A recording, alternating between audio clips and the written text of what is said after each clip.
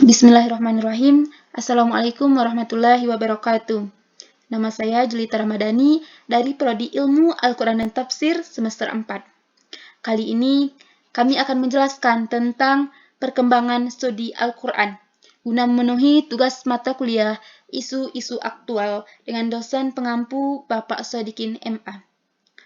Langsung saja, segala puji bagi Allah yang telah memberikan kepada kita nikmat sehat dan nikmat iman, yang mana dengan nikmat sehat tersebut kita masih bisa mengerjakan kegiatan kita pada saat sekarang ini. Dan tak lupa pula, salawat berserta salam, marilah kita paparkan kepada kehadiran Nabi besar Muhammad SAW. Guna mempersingkat waktu, langsung saja kita akan membahas tentang materi kita kali ini, yaitu tentang perkembangan studi Al-Quran.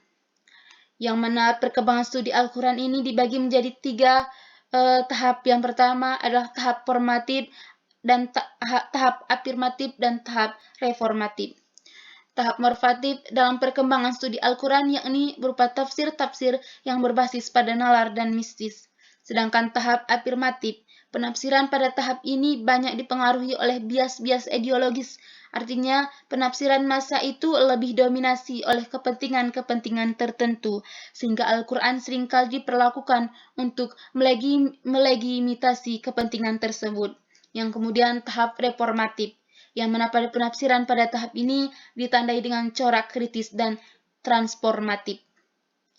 Yang selanjutnya yaitu Al-Quran sebagai lapangan studi, yang mana Al-Quran sebagai lapangan studi ini memiliki beberapa bagian, yang mana yang kita bahas yaitu pertama yaitu tentang studi Al-Quran dalam bagian studi Islam, yang mana Islam merupakan agama yang diturunkan Allah, yang diperuntukkan untuk manusia. Manusia sendiri adalah ciptaan Allah yang sempurna. Yang selanjutnya adalah ruang lingkup studi Al-Quran, yaitu yang pertama dirasat mafi al-nas, yang kedua dirasat mahaula Al-Quran, yang ketiga tafsir Al-Quran, dan yang keempat living Al-Quran dan living tafsir.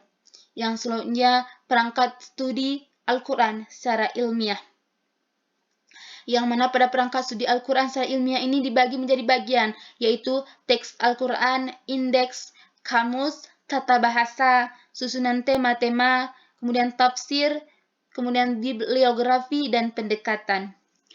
Yang selanjutnya yaitu pendekatan dan etika dalam studi Al-Quran, yaitu pendekatan historis dan sosiologis, pendekatan hermeneutika, yang kemudian pendekatan feminis, yang selanjutnya pendekatan semiotik, dan selanjutnya pendekatan semantik dan pendekatan sastra. Kemudian pendekatan historis sosiologi ini juga yaitu adalah sintesis antara pendekatan historis atau sejarah dan pendekatan sosiologis. Dan kajian dari pendekatan historis sosiologi ini adalah kepentingan mempelajari sejarah sesungguhnya sudah cukup didasari oleh para intelektual, bahwa dalam konteks Islam, Umar bin Khattab Ar-Rasyid mengatakan bahwa tali pengikat Islam akan terputus jika kaum muslimin dan yang kemudian itu adalah konsep dasar, yang mana sejarah sebagai salah satu dari ilmu-ilmu sosial tentunya mengkaji tentang segala perilaku manusia dan sisi-sisi kemunculan dan perkembangannya dan masa ke masa. Dan adapun konsep dasar dari sosiologi ini adalah evolusionalisme, interaksionalisme, fungsionalisme, dan konflik. Dan kemudian pendekatan historis sosiologis dalam studi Al-Quran telah pemikiran Fazlur Rahman, yaitu menganjurkan pendekatan historis sosiologis dalam memahami Al-Quran dalam tahapan suatu pendekatan historis yang serius dan jujur harus digunakan untuk mengumumkan makna teks Al-Quran. Yang kemudian yaitu adalah pendekatan hermeneutika. Adapun hermeneutika di sini adalah sama hanya dengan menelusuri masa lalu. Kemudian kajian historisnya adalah sebagai teori eksegesis Bible, sebagai metodologi filologi, kemudian sebagai ilmu pemahaman linguistik, sistem interpretasi, dan fondasi metodologis Gensteruin Kerstin. Kemudian adapun konsep dasarnya adalah teori hermeneutika, yang kedua filsafat hermeneutika dan hermeneutika kritis.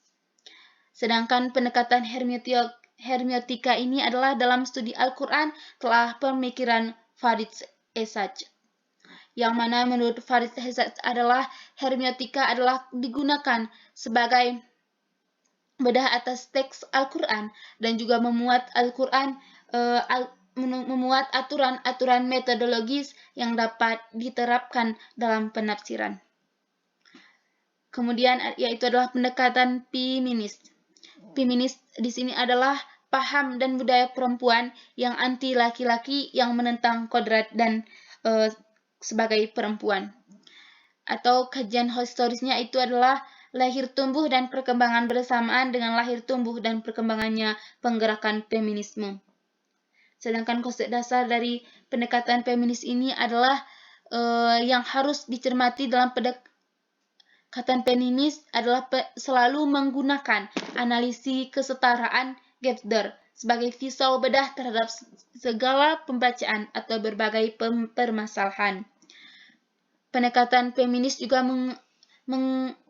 mengakui subjektivitas atau jelasnya keterpihakan terhadap perempuan. Kemudian pendekatan feminis dalam studi Al-Quran telaah pemikiran Aminah Wadud Muhsin, yang mana Aminah mempunyai dua jawaban dalam hal ini, yaitu yang menandaskan bahwa buku ini tidak berbicara tentang perempuan dalam Islam dan tentang sunnah ini lebih bersifat plomis. Kemudian yaitu pendekatan semiotika. Pengertiannya adalah semiotika berasal dari Yunani yang berarti tanda, yaitu ilmu bahasa yang membahas tentang hubungan antara tanda-tanda berdasarkan kode-kode tertentu. Yang kedua yaitu kajian historisnya, itu yang pertama seorang filsuf pragmatis dari Amerika, Charles Sanders, dikenal sebagai Plutus dasar semiotika. Yang kedua, Ferdinand de Saussure adalah peletak dasar semiotika. Yang ketiga, dan semiotika juga dipelopori oleh Roland Barthes. Adapun konsep dasar dari pendekatan semiotik ini adalah tanda sebagai objek semiotik. Tanda terdiri dari teks bahasa, fenomena sosial maupun fenomena budaya, dan tanda berkaitan erat dengan komunikasi. Kemudian pendekatan semiotika dalam studi Al-Quran yaitu adalah pembacaan studi Al-Fatihah dan Muhammad Arqan, yang mana penggunaan semiotika memahami Al-Quran menurut Arqan adalah pendekatan semiotik memandang suatu teks sebagai keseluruhan tanda dan suatu sistem dan hubungan-hubungan intim. Kemudian yaitu adalah pendekatan semantik, yang mana semantik berasal dari bahasa Yunani yaitu makna, dan secara istilah adalah studi tentang makna-makna kata atau telaah makna. Dan kemudian kajian historisnya adalah Aristoteles sebagai pemikir Yunani yang pertama menggunakan istilah makna, dan Plato mengungkapkan bahwa bunyi-bunyi bahasa itu secara implisit mengandung makna-makna. Dan kemudian adapun konsep dasar dari pendekatan semantik ini adalah berkaitan langsung dengan pencarian makna-makna teks bahasa, dan dalam sebuah teks bahasa memuat unsur-unsur dan satuan-satuan. Dan pendekatan semantik dalam studi Al-Quran ini adalah telaah pemikiran Toshihiko Idutsu, yang mana menurut Idutsu bahwa memakai kata-kata Al-Quran dengan pendekatan semantik amatlah penting dan mengetahui Al-Quran itu sendiri.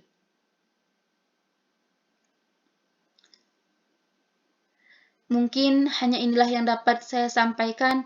Lebih dan kurangnya kami mohon maaf. Kami akhiri. Wabillahi taufiq wal hidayah. Assalamualaikum warahmatullahi wabarakatuh.